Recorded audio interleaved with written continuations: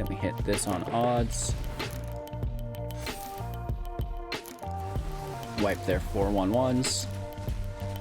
Maya's in the house screaming. She says, hurry up and don't put me on camera. Passage in play. You know, Tybalt minus a million. This is still a game somehow. Eric in play. I know, Maya. It's GG's. Hello again and welcome back, ladies and gentlemen, boys and girls, ghouls and goblins. I'm Hello Good Game, and today we're playing Magic the Gathering Arena. I have a new deck for you called Radioactive Decay. This is a Golgari Midrange deck with just a hint of red to help Tybalt enter play when we see fit. We'll break down the deck list, strategies, synergies, watch the gameplay footage, talk about the playlines and interactions, and then wrap up with my final thoughts. Thanks for watching. Make sure to like, comment, subscribe, share the channel to all of your friends, family, playgroup, heck, even your dog and cat I'm sure could get in on the action. If you're watching this live, we do have a $10 giveaway every single video, every single live. You just need to like the video, comment below. I'll reply to one of the comments in the video. If we get to 100 likes, boom, $10 every day, twice a day, because I do 2 videos a day, 6 a.m., 6 p.m. Mountain Standard. Just hit your bell and then you'll be notified. You can come hang out. Not only is it an ad-free experience, but you'll also get the live chat alongside that giveaway as well. So come say hello. We're all looking forward to meeting you. Now let's break down the deck. Radioactive Decay is a 3.6 average converted mana cost mid-range deck with 10 creatures and 26 non-creatures. We have 24 lands and no MDFCs. This deck has a lot of removal, it has a lot of ramp, and it has some very nice top-end capabilities through Garruk, Vorinclex, and you know, what is associated with those, of course. We'll break down the deck card by card, getting into the strategies and synergies afterwards. But before we do, make sure to download Magic the Gathering Arena Assistant, a must-have edition for Magic the Gathering Arena. My favorite part is the Deck Advisor. It will analyze your own collection and tell you what decks you can play without having to spend your wild cards. It's the coolest thing, you guys. Check it out. Links in the description below.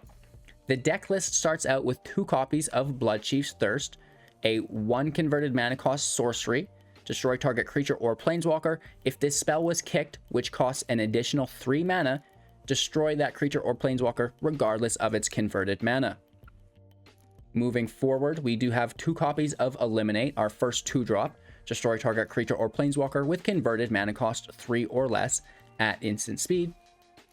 Heartless Act for 2 converted mana as well. As instant speed, choose 1, destroy target creature with no counters on it, or remove 3 counters for target creature.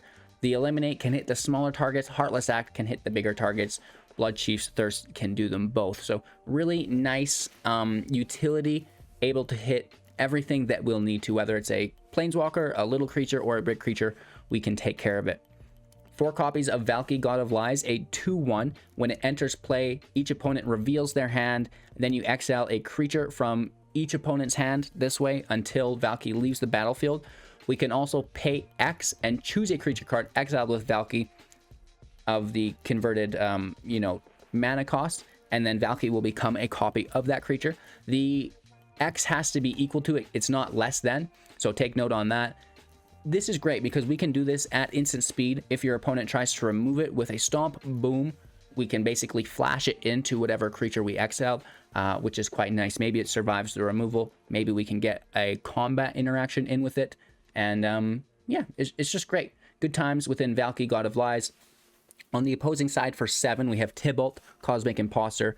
5 loyalty. As it enters play, you get an emblem with you may play cards exiled with Tybalt, and you may spend mana as though it were mana of any color to cast those spells.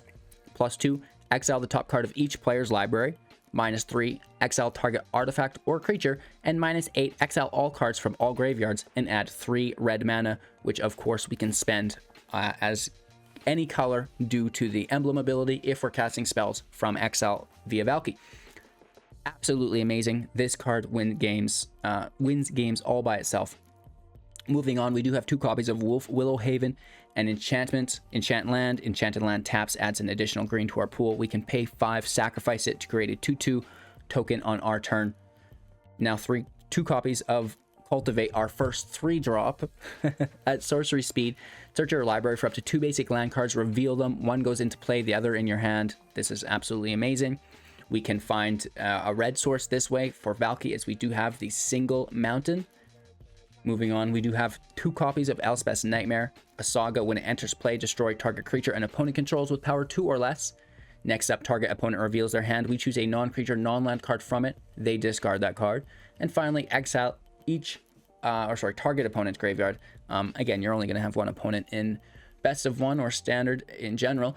So this is great to remove a creature, get foresight of their hand, much like Valki, get the discard of an Embercleave, a Great Henge, something, you know, frightening, an Ultimatum, an Ugin, and then deal with their graveyard if there's any recursion with Escape, right? So this is such a great card right now. Into our 4-drops now, we have 4 copies of Extinction Event at sorcery speed, choosing odd or even, exiling each creature with the converted mana cost of the chosen value. 0 is even. This is basically our field wipe in the deck. 4 copies of Binding of the Old Gods, another saga. When it enters play, destroy target non-land permanent and opponent controls.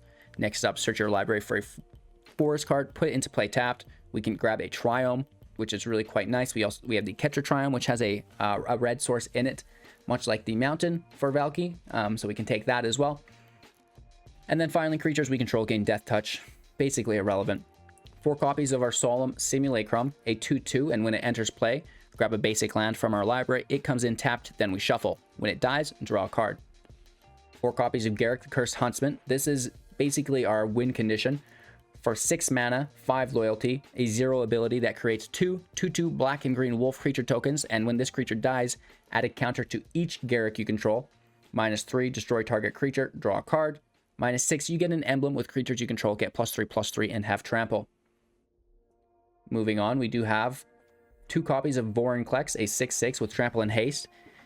If you would put 1 or more counters on a permanent or player, put twice that many of each of those kinds of counters on that permanent or player instead, and then the opposite for your opponent. If an opponent would put 1 or more counters on a permanent or player, they put half that many counters of those kind on permanent or player instead, rounded down, which is really quite nice. So obviously their planeswalkers will enter with half loyalty, their sagas will not trigger, which is quite nice, and if there's any +1/+1 counters, that's not happening either. 2 copies of Blood on the Snow. For 6 mana, sorcery speed, choose 1. Destroy all creatures, destroy all planeswalkers. Then return a creature or planeswalker card with converted mana cost X or less from your graveyard to the battlefield, where X is the amount of snow spent to cast this spell. Of course, you know, we have the Snow Forest, we have the Snow Mountain, we have the Snow Swamps. That should be enough considering all of the basic land pulling that we'll be doing, right? Cultivate, Binding the Gods, these can all pull snow for us if we want to play Blood on the Snow. The highest we need to get it is 6, right? That pulls Garruk, that pulls Vorinclex. You know, of course, it will pull Simulacrum. If we get it to 7 to pull Valki, sure, that's fine. You know, we'll get there. So that's the deck list, right? We do have Faceless Haven. We have Crawling Barrens. You know, we can make these creatures and utilize them. 4 Fable Passages just to help us thin our library. The Triomes to make things consistent. The Temple of Maladies because we don't have very... or any really turn 1 plays, so the Scry is fine. And then, you know, we do want to make sure that we've got a healthy balance of Snowland for Blood in the Snow and Castle Locthwain as a passive draw engine. Pay life equal to the number of cards in our hand after we've drawn through the ability, which costs 4 mana. That's that. No sideboard, best of 1. Strategies and synergies, ramp and remove. That's the name of the game. You either want to ramp, remove, or get foresight of what the game will entail later. You know, Bloodchief's Thirst, removal, eliminate, removal, Heartless Act, removal, Valki, passive removal, but really foresight of what the next turns will be, allowing you to prioritize the rest of your spells. Haven is ramp, Cultivate is ramp, Nightmare is removal and foresight, which is quite nice. Extinction Event's removal, the Binding is ramp and removal, which is quite nice. Simulacrum is ramp and draw, which is quite nice. Blood on the Snow, removal plus recursion through our baddies. Vorinclex is just, you know, it's just unstoppable. And then Garruk is removal and creature generation for us. Creatures within the Haven, the Barrens, and draw within the Locthwain, right? Breaking the deck down for you guys a little bit quicker. And again, your overall strategy is to ramp as fast as you can into 7, get Valki in play, start plussing, and then you can go from there. Also, getting your Garruk out will help. If you put Vornglex in play first, that's GG's. And of course, while you're ramping into all of that, you need to remove your opponent's threats. That's it.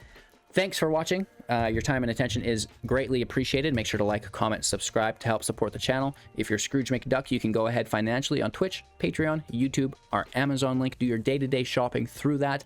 And of course, you can buy Magic the Gathering arena codes through Grey Viking Games, all using my affiliate links in the description below, or just Google Hello Good Game Linktree, and I'm sure you'll find it. We have a 500,000 gem giveaway, free cash prize monthly tournaments, and 100 one-on-one coaching sessions with myself to give back to the community as well. Not to mention the $10 giveaway per video just for liking and commenting. With this all being said, I really appreciate each and every one of you who've taken not only time out of your day, but money out of your pockets to help support me along this journey. Cheers. Without you, it would not be a possibility, and I am eternally grateful. Have a great day, enjoy the gameplay footage, and we'll be back soon with our wrap-up thoughts. Woof. So how about that for luck? I've named the deck Radioactive Decay, and our opponent is Decay the Magi. What a world. Welcome to the Thunderdome. A turn 1 savior is about the biggest BM you could possibly do right now. It's like a turn 1 crab. It's becoming that way. Maya agrees. She's very upset with the prospect of this being a mono white deck.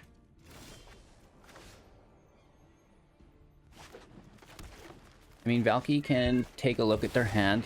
It can jump block as well. She's losing her mind.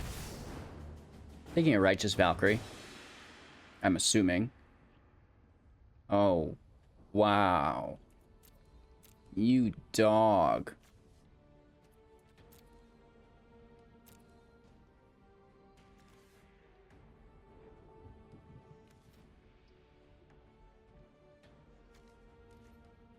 We'll just kill Luris, I guess.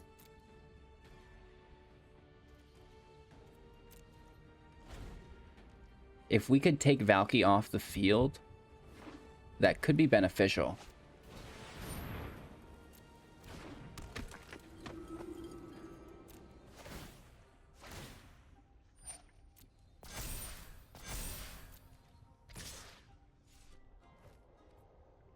Okay, they're smart enough not to give up their dog. Right, this is good. My turn.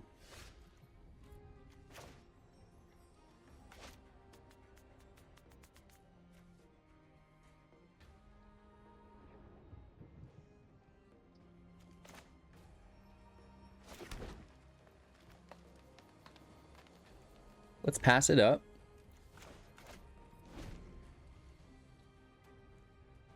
Because I believe we could chump block with Valki, turn it into the Heliod, and take it out of play.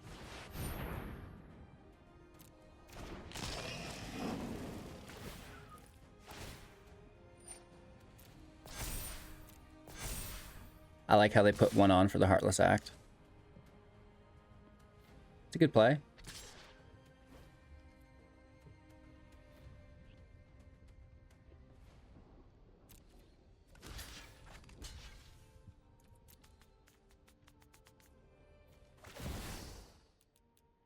Right, now we'll just interrupt this damage because it should go out of play because of the devotion. Maybe it stays in, but I think that now we get their dog because they're not sure how it works. And now this should leave play. Right, and then it just, the damage doesn't happen because the devotion's not there. So it just like stops it. Not that bad. But, you know, this is, they just played another dog. Heartless Act here is useless for us. We basically are relying on a top deck event, which is there. We also have Blood on the Snow.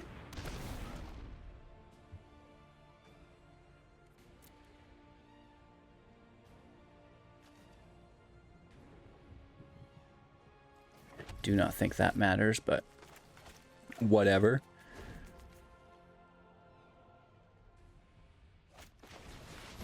They have Daxos and another savior. That's a little bit oppressive.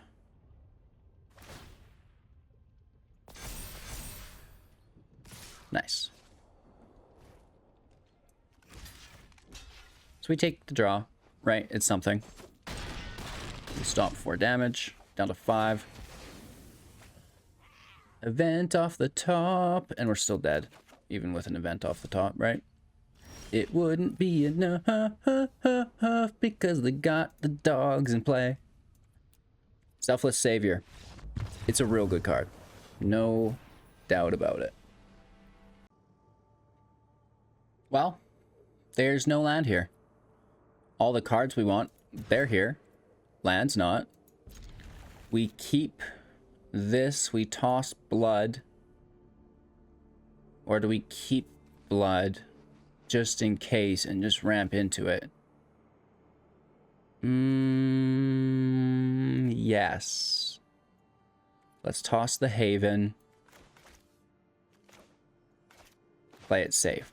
Triome, Scry, Haven, Cultivate. We'll go from there. If that's, you know, at all a possibility. I believe it is, though. Valki in his house. I had to do it, you guys. I bought the art. I had to do it. I spent the gems. Couldn't spend my gold. Could not bring myself to that level, but we did spend some gems. We got the cosmetics. We are waiting for our opponent here. 96%. You know, we're chilling 93. That's pretty typical for us as a player, you know, who's playing 2 new decks every single day. It just, it is what it is. It's hard to always play every deck perfect. You know, I'm getting better every day, of course, and, you know, I'm not saying that I'll ever be perfect, but, you know, every little bit helps. Our opponent is just straight chilling. Gruul. They are holding up a Stomp. That might just go right to our faces here because we're going to scry. And they're like, wow, I don't want to waste my mana. Let me just stomp them to the chompers. I'm assuming. Again, I have no idea. I get a feel for these things. Eric can go.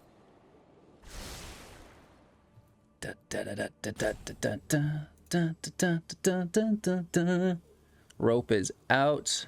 Loving it.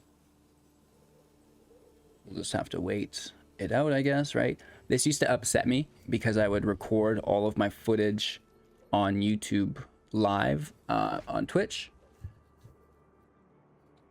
So now I don't do that. And now the rope doesn't upset me. Because now I know that they're not waiting for me. It's just like some other thing that's happening with them. Let's just cultivate it up. We know they're not countering. They're playing Gruul, but like going really slow at it, which is good, right? That's really, really good. Let's take a forest. It doesn't matter at all.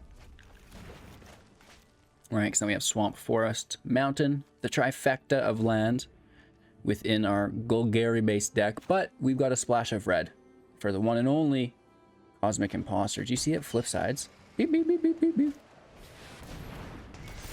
That's pretty cool.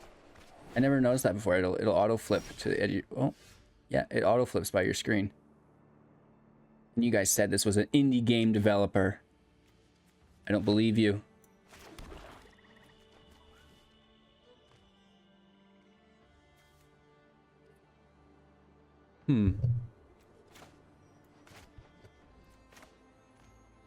Let's check out that hand. Like, what aren't they playing? Oh. Wow. So there's some stuff going on there, right? There's some stuff going on there. That's pretty crazy. Okay. We're gonna need to become accustomed to that. What we should have done, actually, now that I'm thinking of it, is we should have taken the giant, and then when they try to stomp us, transform into the giant, dodge it, they have to pay 2 life, and then they have to giant killer us the next turn. That would have been more ideal. They're gonna lose this Scald, though, if they do stomp us. And now, that's kind of my original thought, is if we can keep them from drawing 4 more cards, then that's good. Because I think that they're gonna ignore Valki, and I think they're gonna use this other Scalds. And then they'll try to stomp it later. If not, they lose it. And that's why we took Shepherd, so they couldn't just bounce the one they already had in play. And then we're gonna, when they play the new one, we're gonna binding it, right?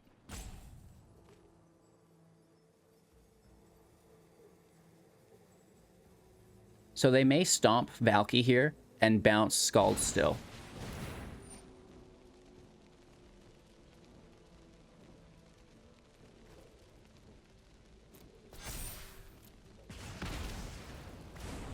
Which is what they're doing. But now they've lost that other one.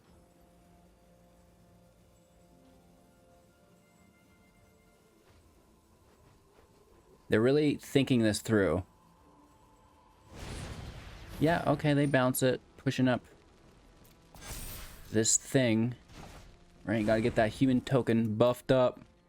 Gains, baby. Non-land permanent. We could just nuke that. Cycle this, or just play it.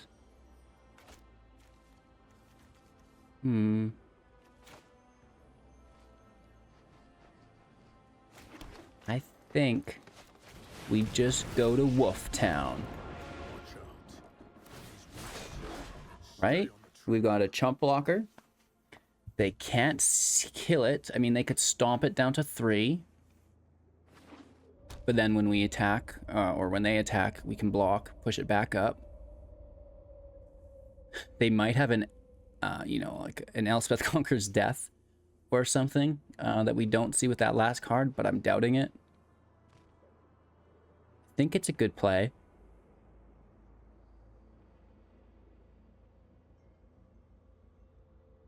They lost their other Scald, right? It's in the grave. So that's one of them done. We also have to kind of worry about that dragon. And that's why I think we're going to just like kind of rest on this Heartless Act.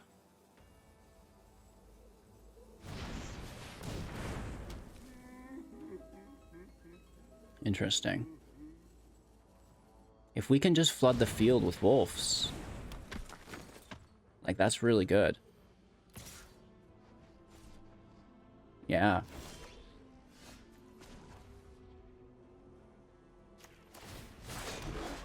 Stay on the trail.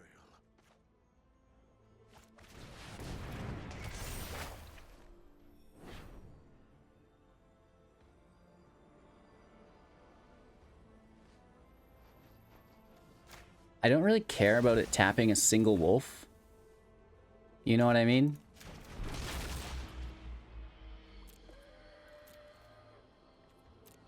We can Heartless Act on any threat.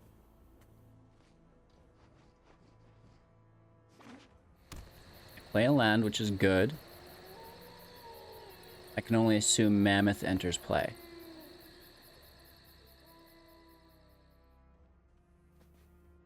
If we can make 2 wolves a turn and remove 1 creature. Nice.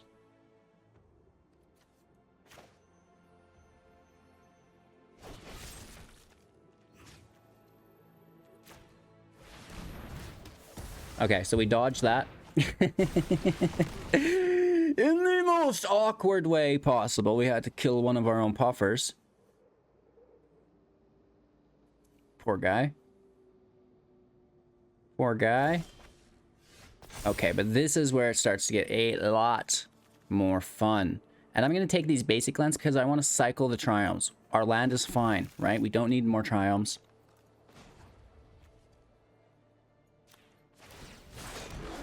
You're not scared of dogs, are you? Valki in play should win the game. Right, we have plenty of blocks, and we got one of their showdowns off the top. That's so good. That is so good. Oh my gosh. Look at Tybalt's art, though, right? That's so good. What a gangster. Okay, they go for their showdown. Ooh, a great henge, and they pick up the 4th showdown. All right. Interesting. So they've got hope. There's lots of value for them. We see all their cards, which is great. They can't play the mammoth. They could... Ooh. Yeah, they want to play these showdown cards. I always lose track of which ones came in from the showdown, which ones are already in adventure. It's a tricky deck to play, which is why they're taking their time. And this is really good. So Garrick goes down. Right? This is pretty nasty, if I'm being honest. But I want to maybe save it.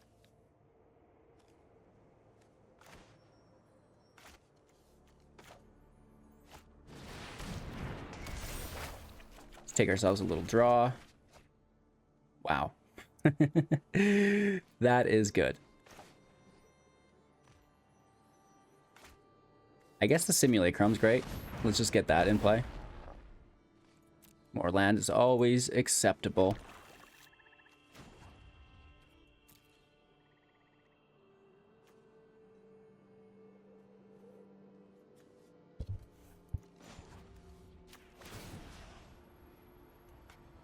Oh, it's an artifact. Screw it. Let's just plus up. I don't think they're gonna hit us. So many painful memories. We play their pathway. Big BMs. We have access to another Garrick. What's the chance that we can top deck a Vorinclex?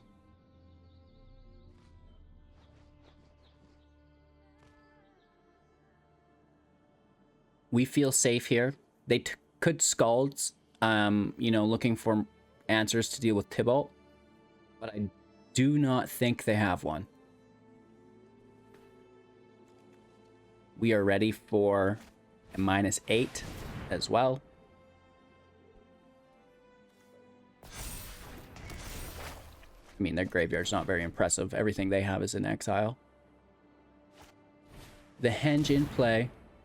Respectable. They have 2 mana left. They're going to play these 2 innkeepers. They're going to mill themselves, I bet.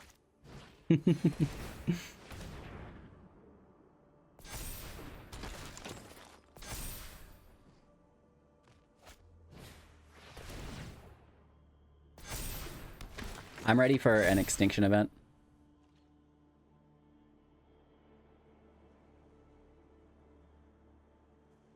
Then some of these wolves can attack, I guess.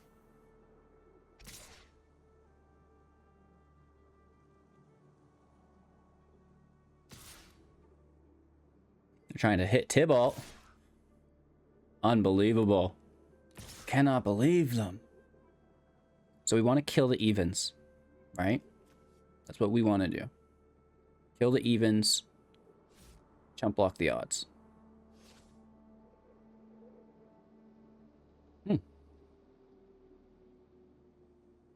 Making it easy for us, maybe. I don't know. It's hard to tell.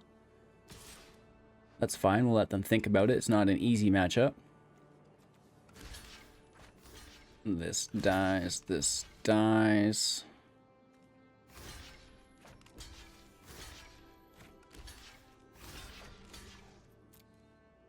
It's a decent block. Sure. So we kill the evens. We leave the odds up. Take our draw. No Garrick in play. Sag. Then we hit this on odds. Wipe their 4/1/1s. Maya's in the house screaming. She says, hurry up and don't put me on camera. Passage in play. You know, Tybalt minus a million. This is still a game somehow. Garrick in play. I know, Maya. It's GG's. What else do we have here? We could... Bloodchief's Thirst? The token? I guess that's a move, right? Push the wolf token up so it gets a hit through. And... we can Valki as well to get in their hand and take something, but they're done with it. They're not having it. A very good game that was. All right, we go first. Everything looks relatively friendly. We have some removal, we have some ramp. We'll get there. And we have a Triome to open things up, which is always nice.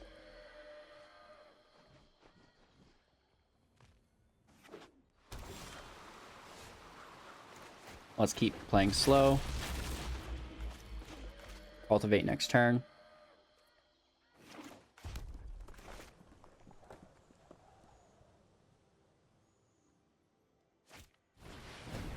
We've been seeing a lot of this dragon.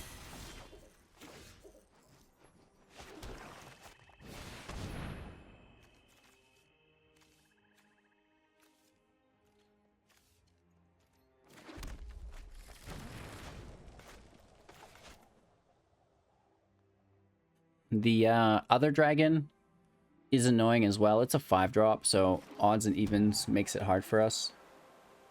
They'll cast a 1 CMC instant or sorcery here, reduce its cost, bring it in, take the scry 2. I'm assuming no. Ooh, interesting.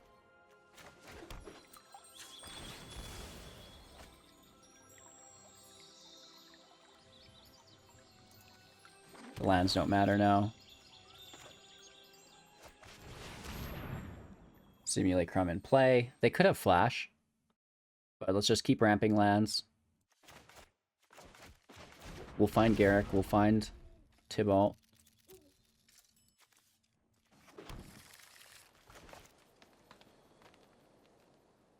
That's 6. We played a 7. They're worried about Ugin, stuff like this. They cycle a shark out.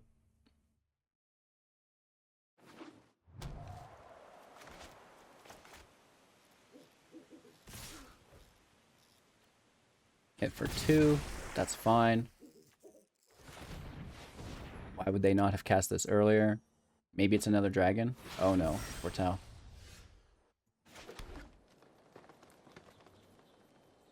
It's probably a counterspell, right?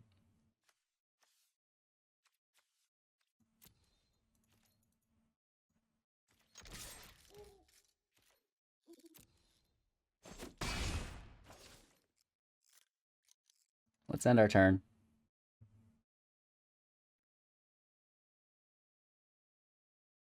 Oh, it was Behold the Multiverse? No, Glimpse for Freedom. Okay. Let's kill the dragon before it gets counters while they're tapped. I think that's our best bet. That's the play.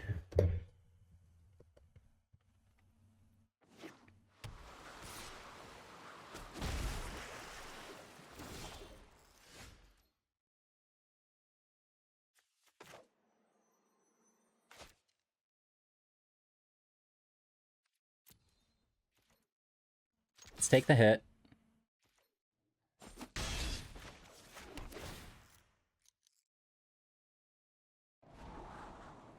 Okay. I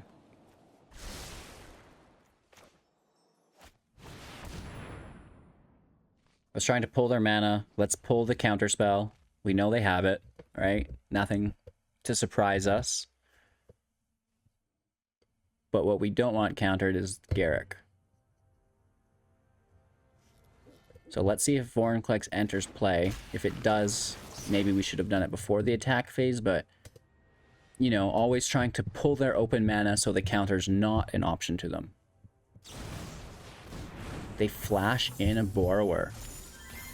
They must have a bounce spell for it. This is interesting.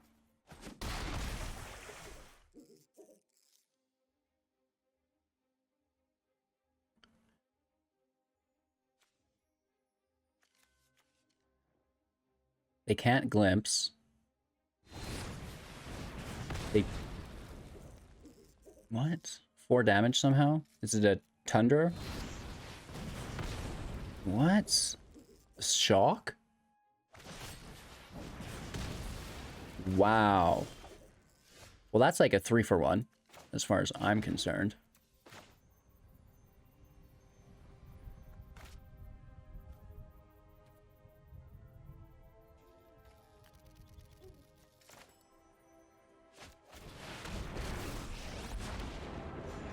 They're going to deal 3 damage to us anyway, so we may as well just kill the Borrower ourselves for the draw. The eliminate helps. We can't block the shark, so we attack. Down to 14, we hold, eliminate to deal with something.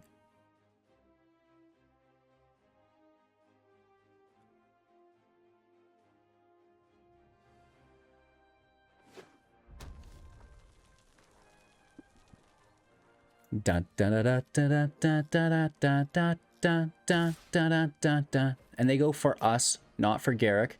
Interesting. Down to 10.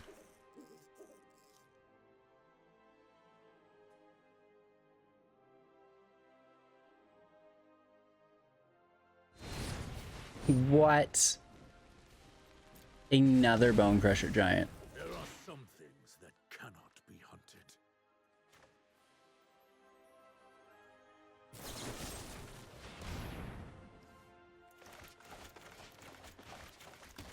I don't want to, you know, hit... Oh. Oh! Down to 12. Let's see if there's a double giant here for 6. Or if they just feed them to us one at a time.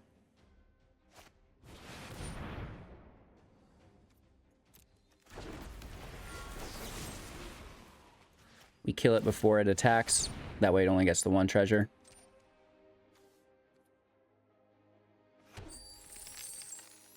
They need to sack the treasure now for mana. Oh, they just counter it. We saw it coming.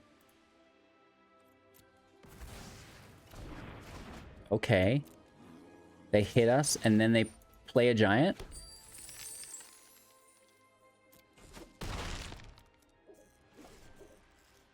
No, they don't. Smart.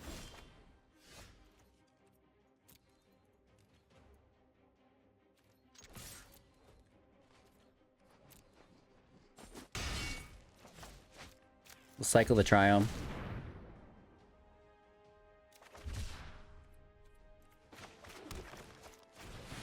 Land in play, hit odd.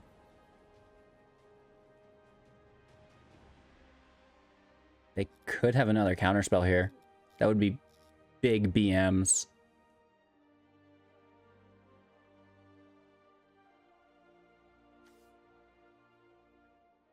They must? No, they just take the draw. Which is smart. Good play. Hit odds. You know, another dragon kills us. Bone Crusher.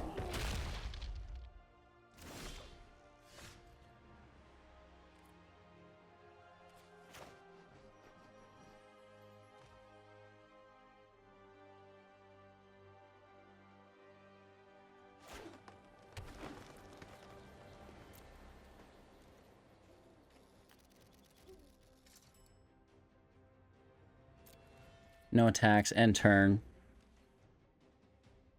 They have a lot of cards here. I'm nervous. Stop the damage, hopefully. Could be just like straight up Embercleave.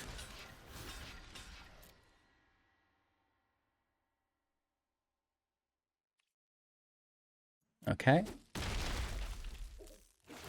We get the draw. Oh, hot dog.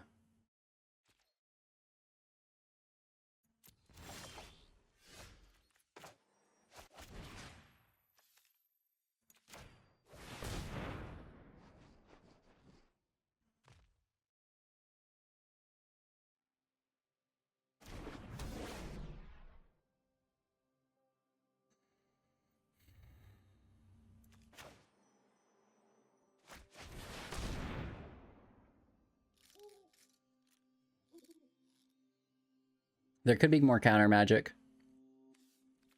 I think we're in a pretty bad spot, if I'm being honest.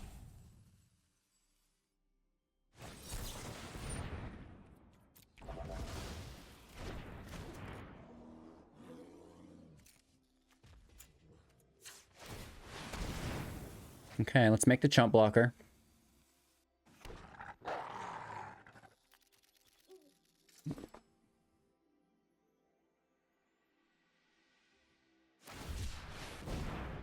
They cycle the shark, which really sucks for us because odd and even now, right? Oh, they're playing this match very well.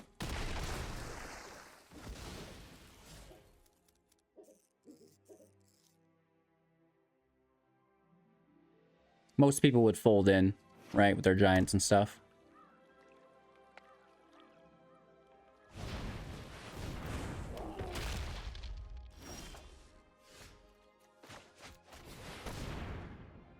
There could be a counterspell here. That wins the game.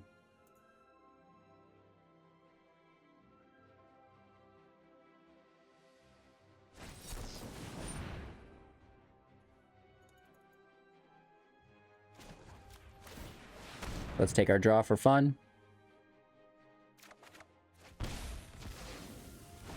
It's not going to get us there.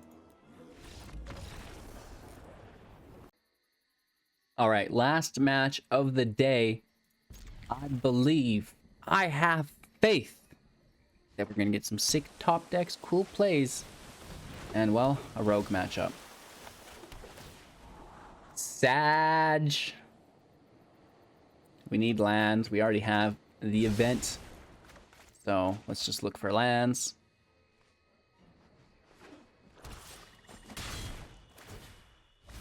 Oh, that's a good mill. Still can't find land. Might be a quicker game than I want it to be. Oof. Hashtag Enforcer out of the hand, so we can't take it. You know what we will take? Nothing, because they don't have anything. Nice. Hopefully there's no land here.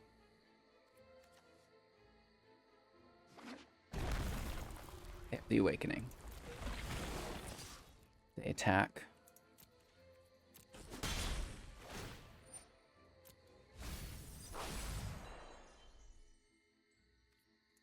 Our turn. I'm just gonna, you know, hit odds, right?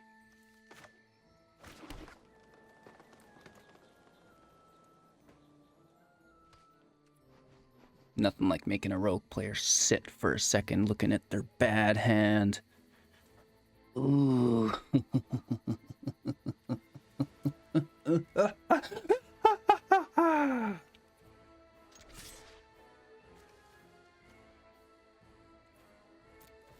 Yeah, I'm gonna attack you, man. And she's gonna hit you right in the head. 2 damage OP AF. Oh my god, they dropped their 4th land. They need another island. They're not attacking with the Enforcer. Interesting.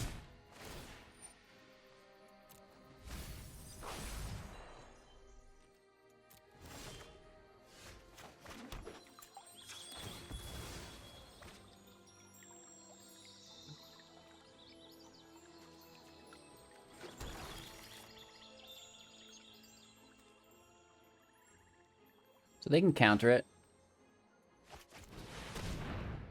So let's just make it a Simulacrum, right? It's nothing impressive. Go ahead. Counter it right out of existence. You can do it, man. Okay, there we go. As long as they don't draw an island. Right? That's the name of the game. As long as they don't draw an island. As long as they don't draw an island.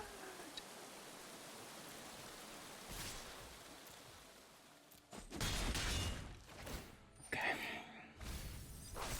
So we know what this means, right?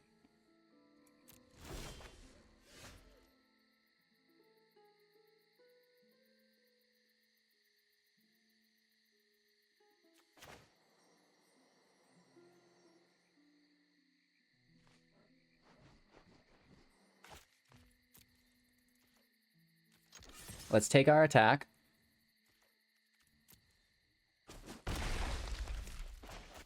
Binding goes out. I'm sure there's a counterspell. Okay, we take the Enforcer.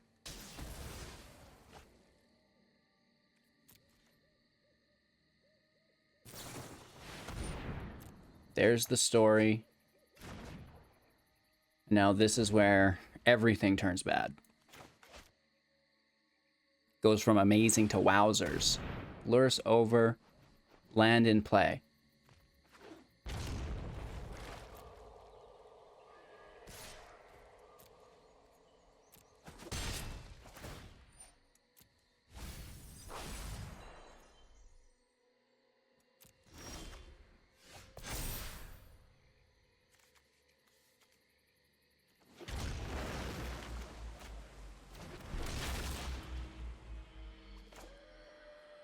Could be a counterspell. Let's try to pull it out. Lord knows they have it. Okay, we're still just all go.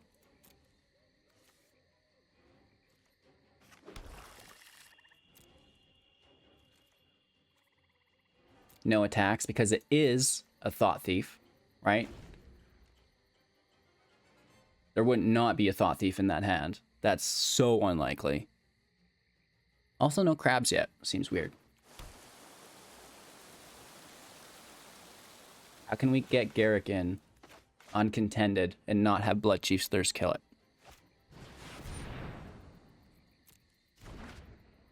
Seems weird. You know, it's not that good of a card.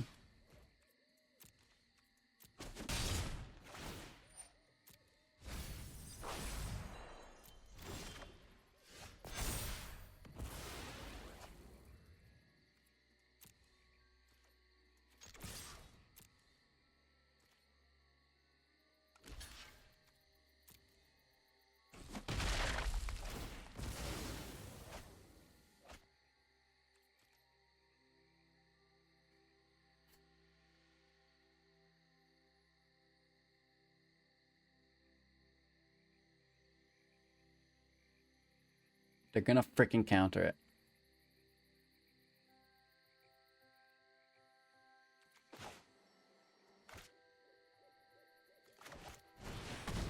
Cultivate.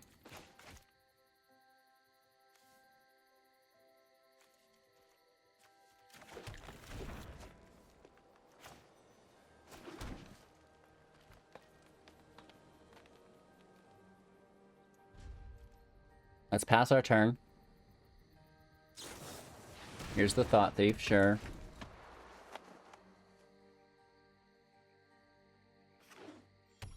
We need them to tap, but they have so many freaking lands.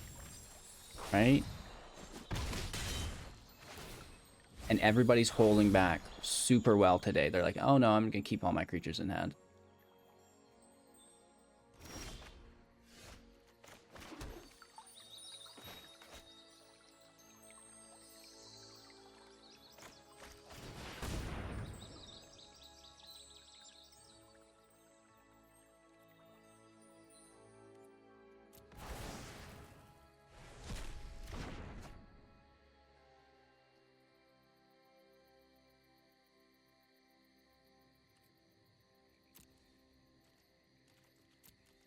Just trying to bide our time. They might just beat us here.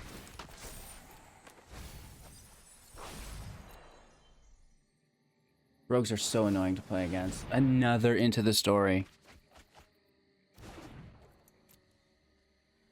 It happens, it happens, it happens.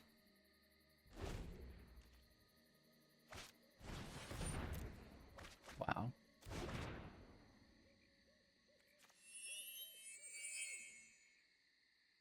How do you draw so many cards?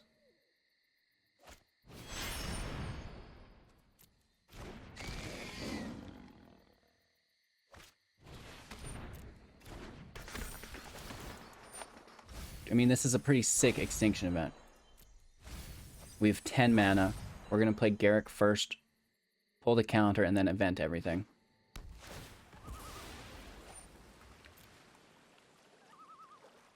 You know, they still have 35 cards in their hand, though, so it doesn't feel too good.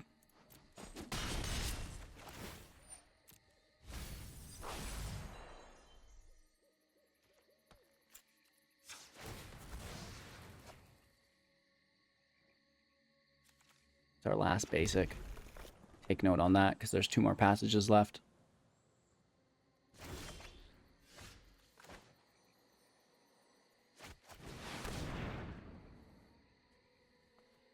There's the counter spell. Do they have a second? Of course they do. They always do. Good game. I mean, I wish it was. I don't see how, but that's okay. Woof, woof, woof. Sometimes you just get punished by the game. No, I'm in high spirits today. Recording off Twitch, I thought was going to be sad, but it's actually not bad. I'm more focused on the game. I feel that I'm more centered just in general, right? Not only on the game, but with my, you know, narration as well, I guess we could call it. So this is nice. In a decent mindset today. The headache is still there, but it's not like it was yesterday. So I'm still trying to do quick videos, relax a little bit, take care of all of my chores, because wow, with the current workload, things very quickly fall behind if I am not like always just like always full out 10 out of 10, which is fine. You know, as far as taking my foot off the pedal, I got asked if I'm going to do 2 videos a day forever the other day. And, you know, for the foreseeable future, as long as I can continue to handle it. Obviously, if anything happens in my personal life, if I get sick, if there are so many possible things that could happen, you know, interpersonal relationships, etc., that would absolutely demolish my current work ethic, which is the 2 videos a day, making new decks, testing them all throughout the day, and of course, interacting with the community alongside that.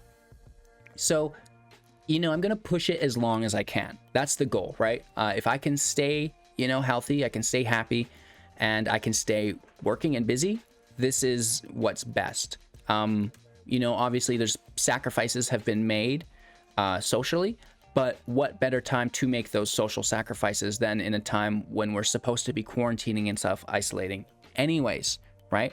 And, you know, on that note, cheers to all of you guys for making it an enjoyable experience, right? Everybody in the YouTube comments, in the YouTube live chats, and even on Twitch while we're deck testing and brewing. You guys really make this experience much more enjoyable, and I appreciate you for this. I hope you enjoyed the deck. You know, we got beat down, but some good matches as well, and I think that, you know, there is hope there. I think it looks promising. It might need balancing, maybe more draw, just like casual draw, but there's only so much of that to go around within these kinds of decks. So what would you guys add to the deck if you watched the video in its full length, of course? What would you add? What would you take out, and why? Let me know in the comments below. Thank you so much again for your time and attention. Make sure to like, comment, subscribe, share the channel to all of your friends, support financially on Twitch, Patreon, YouTube by buying your day-to-day goods through our Amazon link and your MTG Arena codes through Grey Viking Games.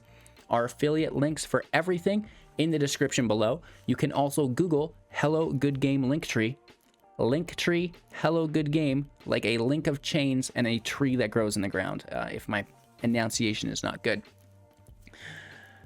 Yeah, so that's that, and the deck's cool. Thank you guys all for your support. I appreciate you. If the video got 100 likes, of course, someone won themselves $10. I'll reply to your comment below, and we can link up on Discord or email, whatever it happens to be. And more importantly, I guess, than everything I've rambled on about today, go have yourselves a great day, right? I expect some magical days out of my viewers. Do something to make you happy, you know, self-care, whatever it happens to be. You know, get one of those boxes checked off for yourself, for me today. Thank you, take care, and we'll see you soon in the next video.